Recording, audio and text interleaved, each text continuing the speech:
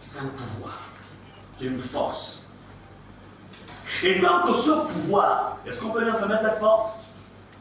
Puisque maintenant, si elle a des soucis, il faut toujours annoncer pour savoir comment traiter le dossier. Donc, vous remarquerez que dans la parole de Dieu, la Bible dit que celui qui n'a pas l'Esprit de Dieu n'appartient pas à Dieu. Vous avez déjà lu ce passage? Amen. Celui qui n'a pas l'Esprit de Dieu n'appartient pas.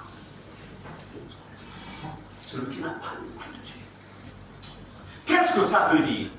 Ça veut tout simplement dire que lorsque l'Esprit de Dieu est dans la vie de quelqu'un, c'est là donc qu'il y a le pouvoir.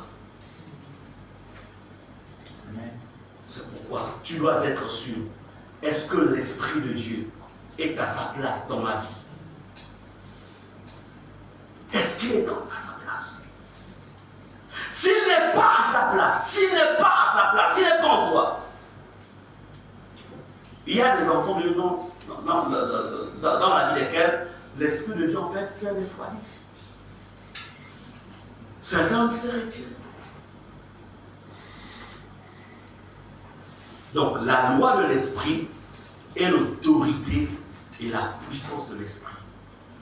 Quand vous entendez ce passage, la loi de l'Esprit de vie, c'est quoi? La loi de l'Esprit de vie, c'est la puissance et c'est l'autorité du Saint-Esprit qui agit dans la vie du croyant pour lui donner la domination sur le péché. On ne peut pas dominer le péché avec ses propres forces. Tu ne peux pas dominer la colère. Tu ne peux pas dominer le mensonge. Tu ne peux pas dominer, en fait, le mal sous toutes ses formes si tu n'es pas habité par la loi ou par, je dirais, par l'autorité et la puissance qu'il y a dans l'esprit. C'est pas possible. Amen. Donc, pourquoi la loi de l'esprit de vie est, pourquoi en elle il y a l'autorité et la puissance de l'esprit? C'est parce qu'en fait, dans le péché, il y a aussi l'autorité et la puissance du péché. Il faut comprendre cela. Donc la loi du péché possède en elle ou en lui, c'est-à-dire le péché, en fait, l'autorité et la puissance. C'est pourquoi, remarquez, tous nous avons été dans le monde avant de venir en Christ. Mais il y a des choses auxquelles beaucoup avaient du mal à abandonner. La personne sait que ce n'est pas bien, mais elle se retrouve encore là-dedans. Elle sait que l'alcool, ce n'est pas bien. Le médecin a dit que ne prends plus, sinon tu vas te retrouver avec une maladie au niveau du foie. Mais la personne est toujours là-dedans. Et vous conseillez la personne dit j'ai compris. Mais le même jour-là, il repart. Ou elle repart. Pourquoi? Parce que le péché de l'alcool possède en lui une autorité et un pouvoir pour maintenir en fait les personnes qui sont esclaves de ça sous un joug. Est-ce que vous comprenez cela? Amen. Il faut comprendre. C'est ça la réalité. C'est pourquoi, chrétienne, quand Jésus vous a délivré de quelque chose, ne repartez plus. Il t'a délivré de l'adultère. C'était compliqué pour que tu sortes de cette relation-là. Jésus t'a délivré. N'ouvre plus la porte à cela. Il t'a délivré de la fornication. Arrête ça. Il t'a délivré du mensonge. Il t'a délivré des bagarres. Il t'a délivré. Je dis arrête. Parce que si ce lien-là se recrée, pour que ça se coupe, Parce que à chaque fois que le péché est accompli, à chaque fois que la personne pêche, elle active la puissance du péché. Il faut retenir cela. Je reprends. À chaque fois qu'un enfant de Dieu pêche, tu actives la loi du péché et de la mort. Tu actives la puissance du péché. Est-ce que vous comprenez cela? C'est comme quelqu'un, comme je disais, vous êtes dans une voiture, tu es dans un bourbier, en fait tu actives le 4x4 pour traverser le bourbier. C'est ça le péché.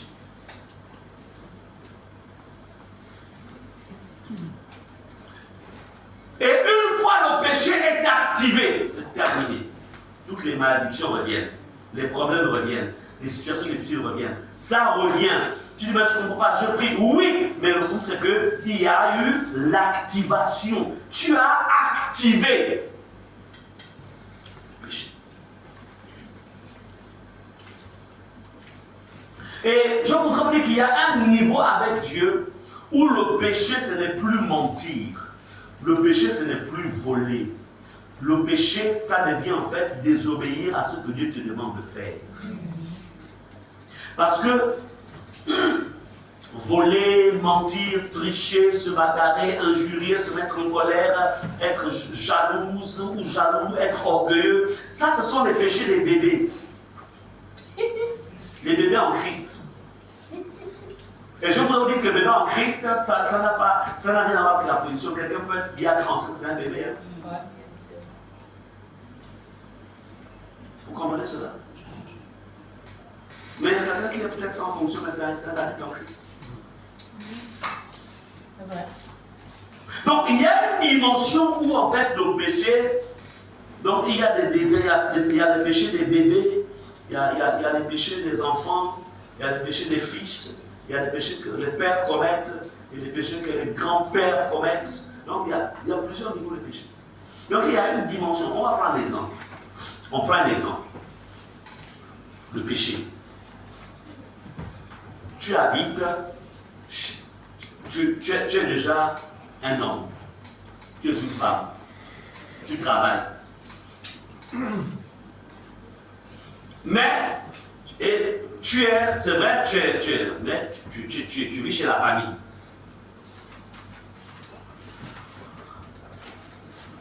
Mais la vérité, c'est que tu ne fais jamais le marché pour la maison. Tu t'appuies sur le marché que les parents font. Tu travailles, ce n'est pas que tu n'es pas souvent. On ne te voit jamais faire un petit marché pour dire, bon, ok, c'est la fin du mois, ça c'est ma contribution pour la vie de la maison.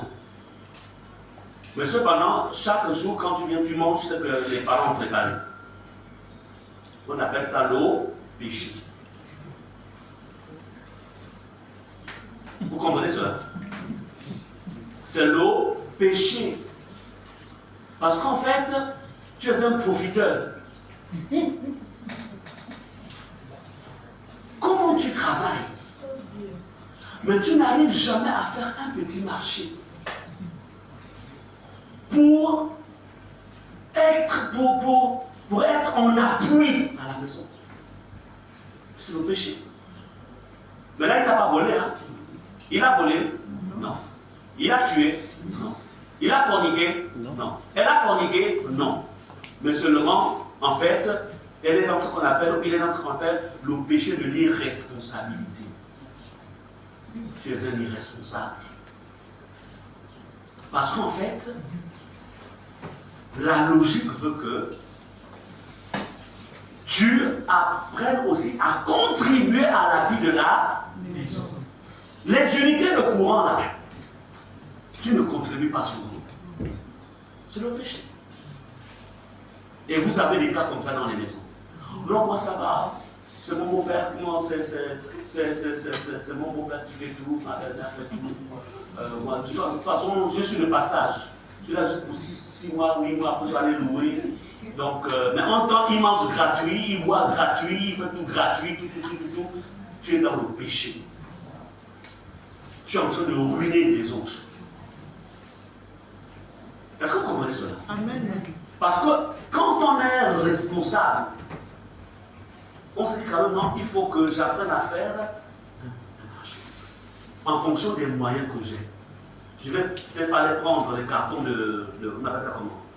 Les cartons de queue, mais je peux au moins prendre 2 ou 3 kilos de cuisses de poule. Je vais peut-être pas aller prendre un sac de riz de 50 kilos, mais je peux au moins prendre un sac de riz peut-être de 5 kilos. Est-ce que vous comprenez cela? Combien de personnes pêchent dans les maisons? Le péché, à un certain niveau, c'est quand Dieu te dit, il te dit, va très tôt à l'église, va ranger les choses, va ranger les chaises. Et pourtant, c'est quelle pensée là? Il y a un groupe qui a chanté ça à l'église. Entends le Saint-Esprit, il te dit, va à l'église. Et quand il dit cela, il sait en fait ce qu'il en réserve pour toi. Amen. Donc, un mot, le péché, en fait, ça devient très très subtil, très fin.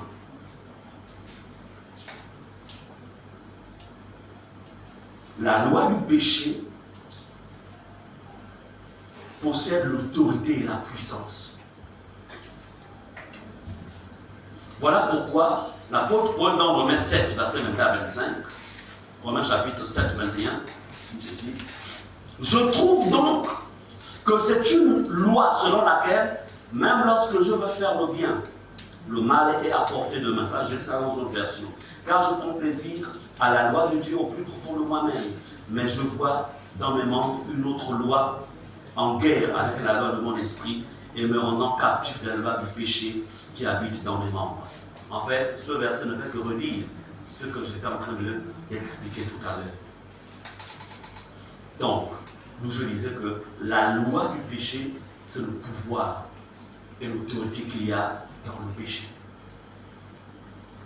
Il y a un pouvoir et une autorité. Ne goûtez jamais au péché. Jeune, si jusqu'à présent, Dieu t'a fait la grâce de ne pas tomber dans le péché du sexe, il ne faut pas aller chercher les copines comme les autres garçons. Si tu tombes là-dedans, sache qu'il va y avoir ce qu'on appelle la loi du péché et ça ne va pas te relâcher facilement. Jeune fille, c'est la même chose. Oh, mais toi, comment tu n'as pas encore des copains? Toi, tu es du Moyen-Âge. Hein? Ça, c'est vrai. Et puis, ils vont commencer à se moquer de toi. Mais ces gens-là se moquent de toi, ces camarades se moquent de toi parce que tu marches avec des païens, des païennes. Si tu marches avec des chrétiens, ils ne vont pas se moquer de toi. Yes. Amen. Il y a des personnes qui sont. Et là, nous allons vers la fin de l'année, là, les jeunes filles. J'aimerais vous parler. Je vais vous dire ceci. Il y a quelque chose que Dieu a placé en vous. Je vous enseigne parce que pour que vous connaissiez cela. Une jeune fille n'est pas comme un jeune homme. Toute l'étoile, toute la richesse, tout le potentiel d'une femme, quand elle est jeune, ça se trouve en fait dans son appareil génital, dans son sexe, simplement. L'étoile de la femme se trouve dans son sexe. Là-dedans, Dieu est allé cacher cela là-dedans. Le mariage, le travail, le succès, la réussite, tout, ça se trouve là-dedans. Et il a mis quoi? Il a mis un voile pour protéger cette étoile. Et il a prévu cette étoile, il a prévu toute cette richesse pour sa vie future avec son futur mari. Quand je parle de jeune fille, les garçons, je parle de vous, je verrai avec vous un peu plus tard. Maintenant, il a caché cela. Lorsqu'une jeune femme, une jeune fille, va avec un homme pour la première fois, alors que cet homme-là n'est pas son mari, il n'y a pas une autre, qu'est-ce qui va se passer? Cette richesse, l'étoile, tout ce qu'il y avait en elle, ça va aller avec cet homme. Et on appelle, voilà pourquoi il y a ce qu'on appelle la rupture de l'hymen. Et le sang coule. Quand ça coule, tout à l'intérieur, la vie est dans le sang. Amen. Il va avec tout. Il va avec ton travail, ta gloire, ta richesse, ton potentiel. Voilà pour vous remarquer des très belles femmes, mais qui n'ont pas de mari, mais qui ont connu des hommes. Qui a pris leur étoile, qui a volé cela? Le premier homme. D'où dans notre tradition, à l'époque, lorsqu'un homme connaissait une femme sans l'avoir notée, il payait toujours ce qu'on appelle le droit de la virginité. Pour avoir, en fait, fait connaître les hommes à cette jeune fille, sans pourtant l'avoir notée, il payait. Est-ce que vous comprenez cela, jeune fille? Maintenant, ce qui est bien, c'est qu'en Jésus, Dieu nous reconstruit. C'est pourquoi la Bible déclare que sans connaître les temps d'ignorance. Donc, pour ceux qui sont venus à Jésus, dans l'état où ils ont eu une vie avant, et ils ont été victimes, Jésus va les reconstruire, va les restaurer. Mais toi qui es venu à Jésus sans connaître ça, reste dans cet état. Amen. Reste. Protège-toi. Ne marche pas avec des filles qui connaissent déjà les hommes.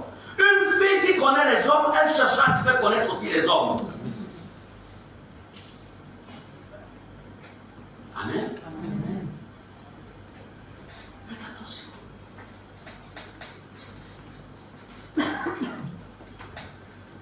On aura une réunion spéciale avec les jeunes, on verra ça, on connaît l'évangile. Mais c'est important. Le péché. Préservez-vous. Écoutez un peu l'apôtre Paul qui luttait avec le péché, dans le même passage donc, de Romains 7, il dit: misérable homme que je suis, qui me délivrera de ce corps de mort?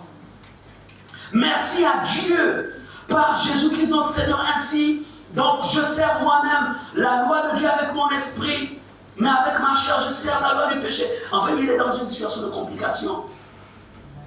C'est la même chose qu'il répète. Mais ce qui est bien, c'est que le Seigneur lui révèle que la loi de l'esprit de vie, tout se trouve dans la loi de l'esprit de vie. Bien-aimés, il faut comprendre que le péché active aussi la chair. Lorsque tu tombes dans le péché, tu réveilles la chair. C'est vrai que c'est la chair qui te fait tomber dans le péché, mais elle s'amplifie. C'est pourquoi vous remarquerez que quand quelqu'un n'est plus en phase avec le Seigneur, vous allez remarquer que son comportement change. Il devient pire qu'avant. Mais attends, toi, tu n'es plus la Bible. Hein? Ah, laisse-moi te dire, voilà. Mais tu n'étais pas comme ça avant. Et que si tu continues, hein, tu vas voir ce que Dieu te fait. Et puis bon, quand tu ne veux pas les problèmes, on se dit: ah, Jésus, occupe-toi de lui. Dès que la chair, ça se multiplie. C'est ça le problème du péché.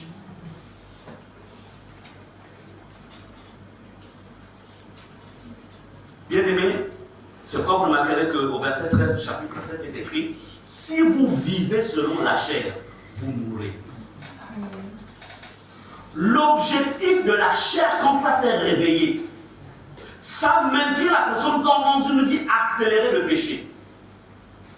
Et le péché et la chair conduisent la personne tout droit à la mort. La mort dans tout ce que la personne va faire. La mort dans tout ce qu'il va entreprendre. Ça va mourir.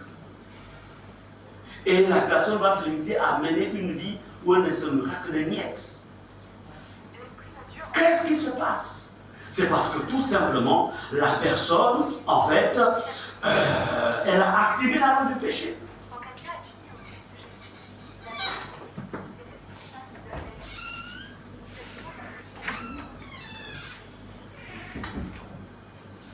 Amen.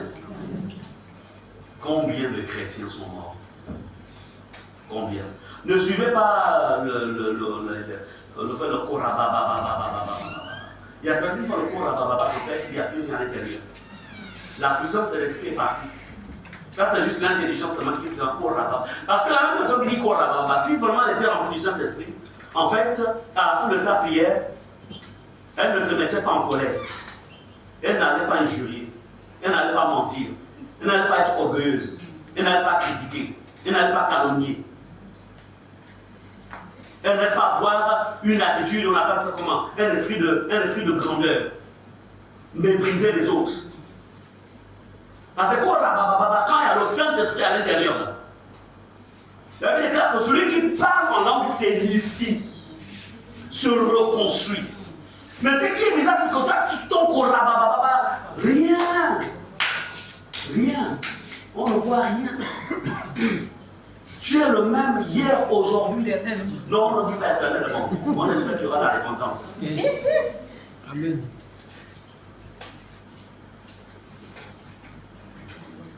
C'est-à-dire que même à un moment, même tu vas te dire, si tu te prends par exemple Jacqueline, c'est vrai qu'il n'y a pas de Jacqueline ici. Tu dis, attends, Jacqueline, la Bible dit, celui qui parle en langue s'édifie. Moi, je parle en langue, mais je deviens pire 24 ans. Je pense qu'il est mieux que je cesse un peu de parler en langue. C'est vrai. Il faut que j'aille voir le pasteur. C'est vrai. Pour essayer un peu de m'examiner. Est-ce qu'on est ensemble? Amen. Mais la Bible dit, celui qui parle en langue, il y a la puissance. Mais quand je prie en langue, même pour nous, c'est toujours pareil. Je suis toujours dans les épreuves compliquées. Je cesse un peu de parler. Je peux aller voir le pasteur. On peut me faire un peu le test de la possession ou de l'oppression. Parce qu'il y a des croix là-bas qui sont dans le qui promènent parfois des démons. Aujourd'hui, il y a des démons qui parlent, qui parlent en langue, mais pas le langue qui vient du ciel. Il y a des chrétiens, déjà, les sorciers dans nos églises là. Ils font semblant de parler en langue. Toi, quand tu parles en langue selon Dieu, lui il parle en langue selon le diable pour envoûter. Et tu dis, ah, il est chrétien. Et ils savent bien faire les mimiques.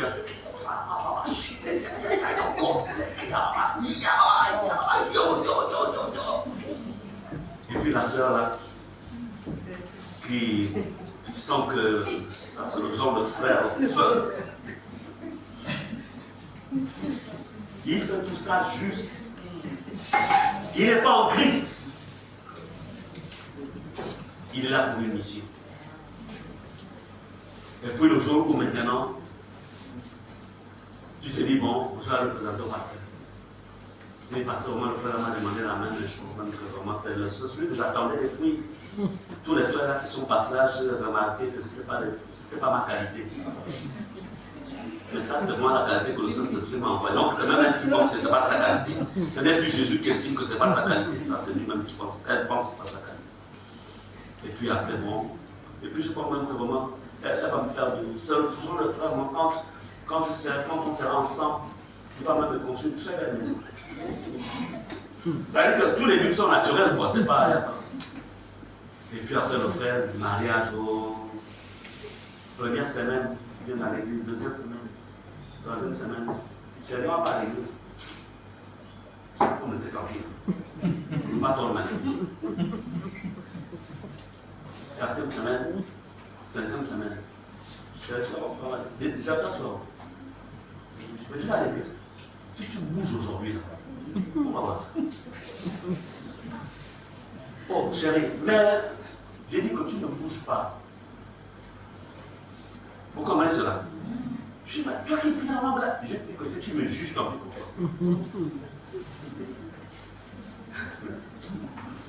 Dites au nom de Jésus, et c'est au nom de Jésus. Jamais ça n'arrivera. Jamais ça n'arrivera. Je déclare, ton discernement restera toujours actif. Restera toujours actif. Au nom de Jésus. Au nom de Jésus. Bien-aimés, nous sommes en train de parler de la loi du péché et comment vaincre la loi du péché. Je vous ai dit que c'est la loi de l'esprit de vie. Je prends un ensemble de points pour que vous compreniez la nécessité qu'il y a de sortir de la dépendance de la loi du péché. Je voudrais vous dire que c'est Jésus qui active cette loi en chacun d'entre nous, en conservant une communion et une relation. Si je n'aurais pas conservé ma communion et ma relation avec Jésus, la loi de l'esprit de vie n'aurait pas continué à travailler en ma faveur. La loi de l'esprit de vie travaille en faveur de l'Église. La loi de l'esprit de vie a été relâchée dès l'instant où Jésus est mort sur la croix pour l'humanité. Amen. C'est pourquoi il dit, sans moi, vous ne pouvez rien faire. Sans moi, vous ne pouvez rien faire. Il est possible de vivre dans la victoire. Il est possible de vivre dans la victoire. Il est possible de vaincre la corruption. Il est possible de vaincre le mensonge. Il est possible de vaincre l'orgueil. Il est possible de vaincre, en fait, la fornication. Il est possible de vaincre les jalousies. Il est possible de vaincre, en fait, la sorcellerie. Il est possible. Il est possible. Si seulement si la loi de l'esprit de vie, vous laissez Jésus la maintenir active en vous. C'est possible. Mais si cette loi est morte, n'est plus agissante en vous, vous ne pouvez rien faire. Il faut repartir vers Jésus. Par les jeûnes, par les prières. C'est possible. Bien-aimés, je voudrais ici vous dire ceci. La Bible dit que, comprenez que je vais vers la fin de mon message. Donc, Romains 8, 1 et 2, que nous avons vu, on voit aussi que Romains 6, verset 22 dit « Ceux qui peuvent avoir l'assurance de la vie éternelle sont ceux qui peuvent dire d'eux-mêmes qu'il n'y a plus de condamnation pour ceux qui sont en Jésus. » Si toi-même, c'est-à-dire que si ton esprit ne te condamne pas, si ta pensée ne te condamne pas, quand tu fermes les yeux, quand tu vois ta vie, tu as l'assurance.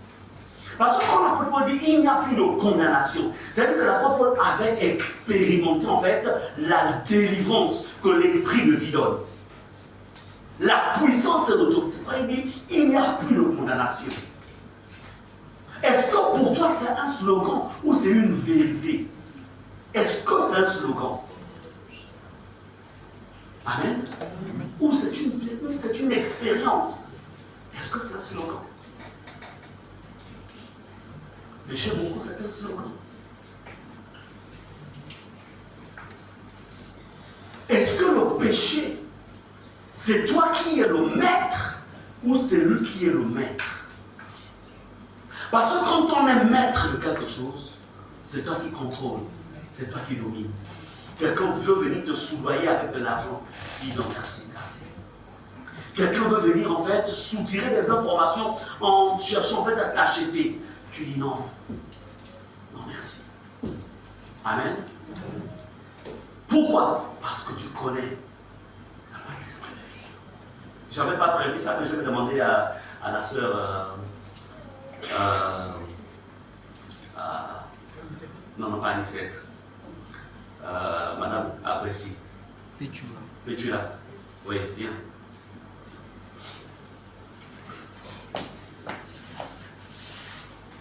Je vais vous montrer un peu comment la loi de l'esprit de vie. Donc, quand on fait le témoignage, vous savez au niveau de. Vous savez ce qu'il faut faire. Voilà, donc on arrête le. Voyez-vous, en fait, elle a refusé, c'était des millions qu'on lui proposait. Tu te souviens le montant que tu m'avais dit? C'était quel montant encore? Mais il faut leur dire. Peut-être combien le montant? 5 millions. Par personne. Voilà. Donc, 5 millions. Donc, ça veut dire qu'elle s'est retrouvée avec un chiffre d'affaires qu'elle pouvait avoir peut-être au bout peut-être de 6 mois.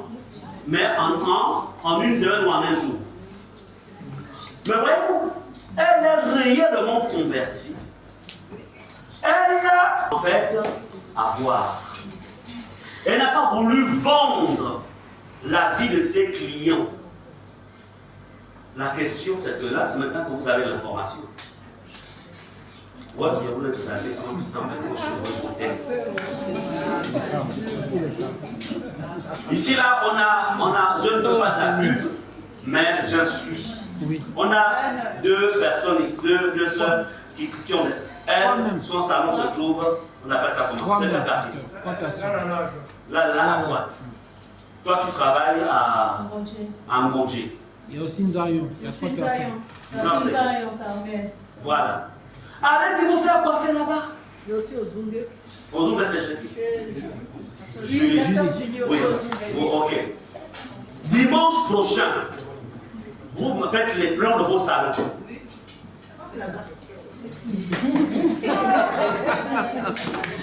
Oh Seigneur Jésus.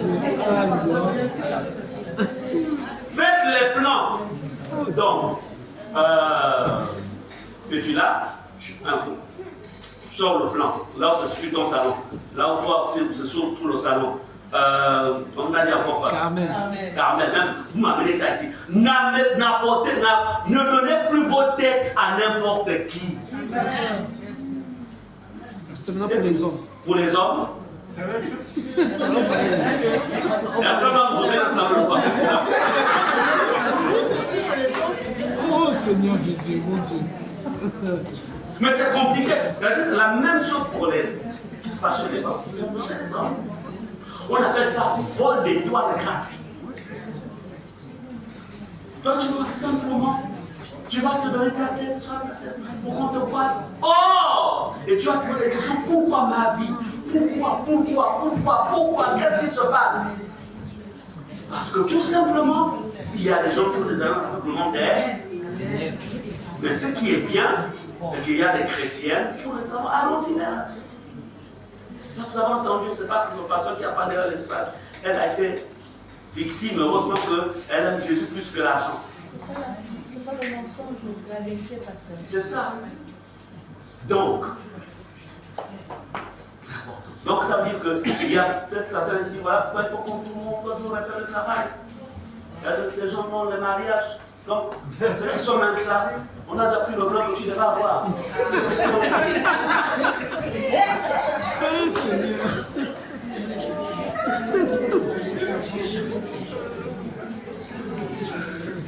Non, regarde les méchants. Au nom de Jésus. Répète au nom de Jésus. Je déclare que ma bénédiction ne sera jamais ratée. Merci Seigneur. Ne m'a pas ouvert les yeux. Sur les plans des ténèbres, je refuse de marcher dans le compromis et d'ignorer cette information. Au nom de Jésus. Amen. Donc à la fin, allez-y vers les sœurs. Ton salon est où? Moi, comme ça, dédié comme ça, samedi prochain, dimanche prochain, quand on viendra bien comprendre là, je peux entendre que vous êtes partis dans ces endroits. Nous, les hommes, à la fin, on va nous traîner. Je vais vous dire, comment je le coiffe. Je préfère parcourir des distances que d'aller de ma tête quelque part. N'importe. Parce que je connais cette réalité. Amen. Donc, on va prier parce que je voulais que vous écoutiez cela avant que nous prenions le temps dans la prière.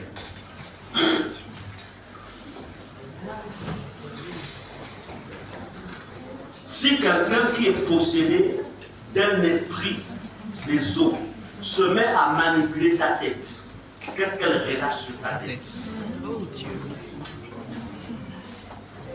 Qu'est-ce que cette personne relâche? Bref, nous avons prié ce matin dans le but de détruire.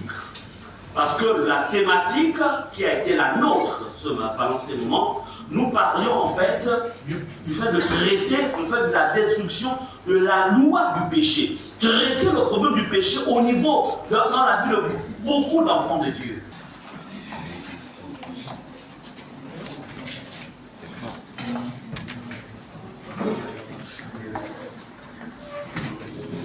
Est-ce qu'il y a des gens ici devant?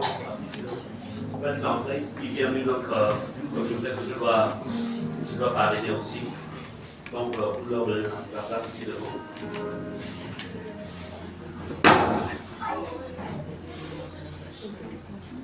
Ok, c'est bon. Son nombre de combien? Ok, faites l'entrée ici. Vous pouvez se mettre ici. Et vous aussi, là,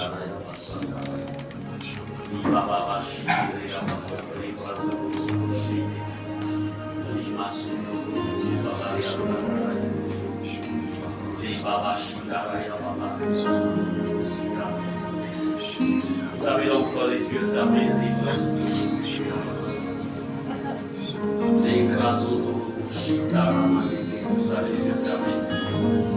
vous le voyez, il y a beaucoup de choses qui ont fait l'objet du message de ce matin.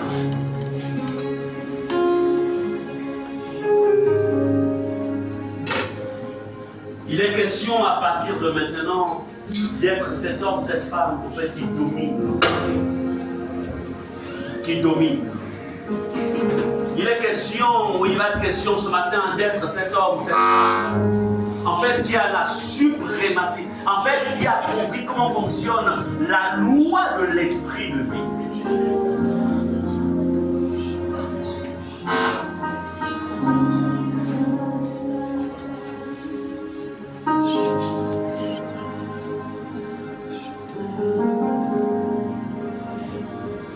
Nous avons vu que l'Éternel avait dit à Caïn que le péché était tapis devant ta porte, mais toi domine. Comme pour dire le péché te réclame, mais toi domine. Alors que nous allons vers la fin de l'année, nous refusons, il est question ce matin, de dire je refuse, je bloque toute forme de déclaration. Donc tu vois ta vie, tu vois ton monde de fonctionnement.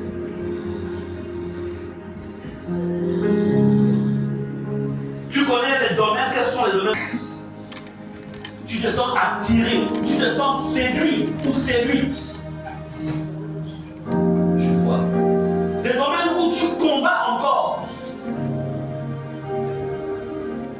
Et que tu t'écris parfois comme Paul, qui me délivrera? Qui?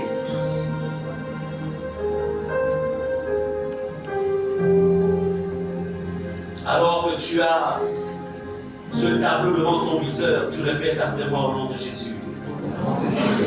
Au nom de Jésus. Au nom de Jésus. Je brise ce matin. Je brise ce matin. Toute loi du péché. Toute loi du péché. Réclamant ma vie. Réclamant ma vie. Je la brise maintenant. Je la brise maintenant. Au nom de Jésus. Au nom de Jésus. Au nom de Jésus. Au nom de Jésus. Tu as les regards dans l'esprit, tu vois. Alors que tu as brisé. Tu dois citer maintenant le nom. Tu cites. Brise. Élève ta voix maintenant en esprit. Vraiment. Élève ta voix. Élève ta voix. Tu redonner de l'énergie. Et pendant ce moment, tu vois. Tu coupes les liens, tu vas briser les liens du mensonge, tu vas briser les liens de la colère, tu vas briser toute forme de lien, tu vas les couper, tu vas les rompre. Parce qu'il y a la loi, il y a la loi, il y a la loi, il y a la loi de l'esprit de vie.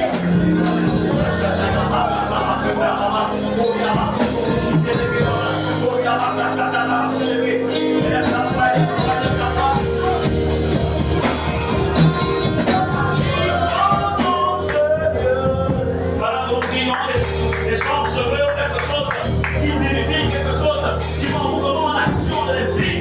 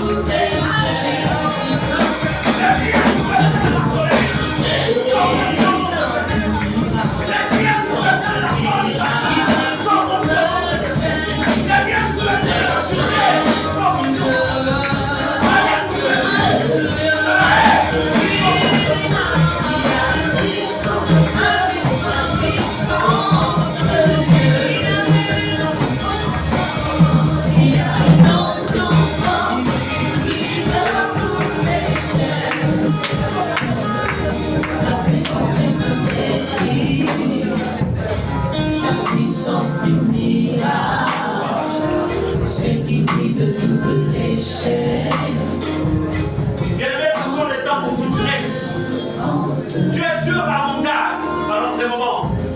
Et tu es en train de traiter l'autorité qui t'a été donnée. Si Jésus a dit, enlève d'abord la poutre qui est dans ton œil. C'est toi qui as l'autorité d'enlever cela. Parce que Jésus a déjà réglé le problème du péché. Que le péché est détruit. C'est pourquoi tu dis au nom de Jésus. Tu prends autorité ce matin pour rendre les biens. Répète à son nom de Jésus. Que le sang de Jésus. Efface. Toute marque. De la mort. Qui a été plantée. Contre ma vie. Pendant que j'étais endormi.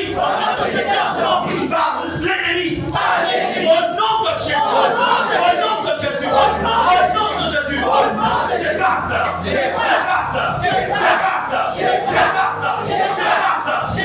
La marque de la mort. La marque de la mort.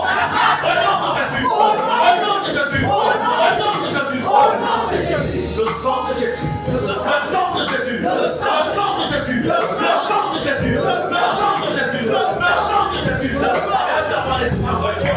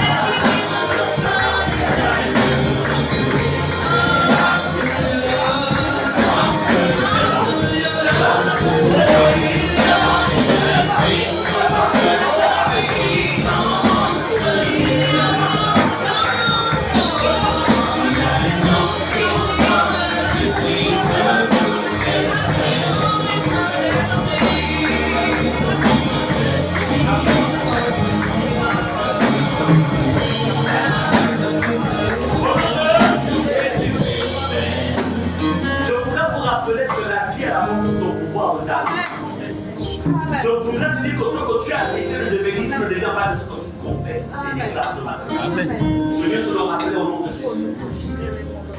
C'est pourquoi je voudrais que tu prennes vraiment au sérieux ce que tu as entendu dire. Alléluia.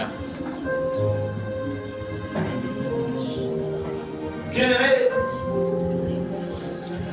nous continuons la prière, mais pour vous édifier avant qu'on entre dans la prière, il y a des agents de ténèbres qui préparent des fosses, des pièges, pour que les enfants ne tombent là-dedans, en réaction des esprits d'envoûtement, en faisant des incantations. Il y a certains dont des plans de destruction sur l'approchant de la période de fête ont déjà été planifiés.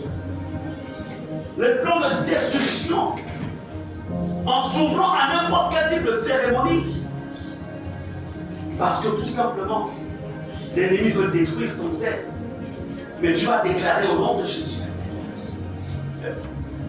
Ensemble, au nom de Jésus. Au nom de Jésus. Au nom de Jésus. Au nom de Jésus. Tout argent du monde des ténèbres, ayant creusé une fosse par le moyen des emboutements, pour les incantations, pour que j'y tombe dans un péché quelconque.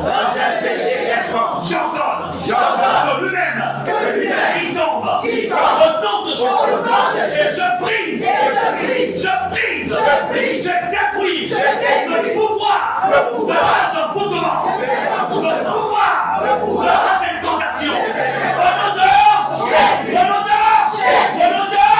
et le cœur de la foi.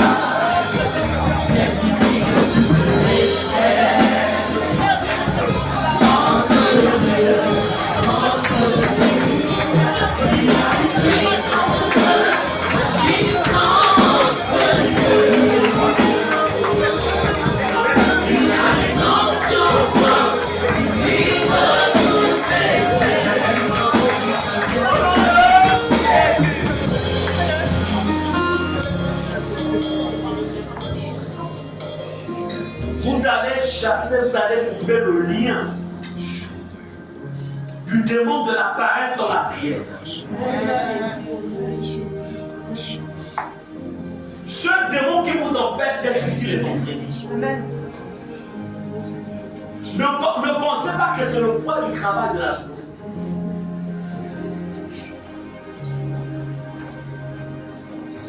C'est un démon qui vous amène à pécher contre Dieu par rapport à votre présence dans sa maison de vendredi.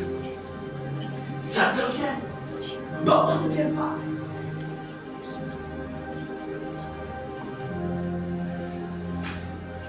Le rendez-vous avec Dieu. Il te convoque le vendredi. Et toi, tu n'es pas là. C'est comme un chef d'État qui convoque ses sujets et il n'est pas là. Dites-moi quelle sera la conséquence. Mais tu vas refuser cela au nom de Jésus. Tu vas refuser cela. Je refuse d'être absent dans la maison de mon Père. Et cet esprit qui vient combattre votre vie de prière, vous allez le lier au nom de Jésus. Répète au nom de Jésus. Au nom de Jésus. Au nom de Jésus. Au nom de Jésus. Démon de paresse. Démon de paresse. Esprit de relâchement. Esprit de relâchement. Qui surveille. Qui surveille Ma vie. ma vie. Je te lis. Je te lis. Et je t'envoie. Et je t'envoie dans les gouffres de l'enfer. dans les bouts de l'enfer. Au nom de Jésus. Au nom de Jésus. Tous les plans Entretenus entretenus pour m'empêcher pour m'empêcher d'être fidèle d'être fidèle à la prière. à la prière. Au nom de Jésus. Au nom de Jésus. Au nom de Jésus. Au nom de Je Jésus. chasse. Je chasse. Je chasse.